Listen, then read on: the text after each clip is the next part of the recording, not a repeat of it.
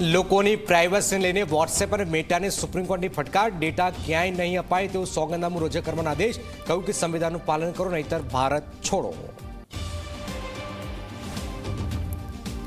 ઉત્તર ગુજરાતમાં 2 જગ્યાએ કરંટ લાગવાની ઘટનામાં 3 લોકોના મોત. ડીસાના તાલેગંજમાં વીજ કરંટ લાગતા 2 ભાઈના કરુણ મોત. તો અરવલ્લીના બેટ્સ ગામમાં 2 પિતરાઈ બહેનને કરંટ લાગ્યો, 1નું મોત. ડીસાના જાબડિયામાં કલાકાર ગબ્બર ઠાકોરે કર્યું સમાજના બંધારણનું ઉલ્લંઘન. પ્રતિબંધ હોવા છતાં ડીજે સાથે કાઢ્યો વરઘોડો. સોશિયલ મીડિયામાં લોકોએ ઠાલવ્યો આક્રોશ.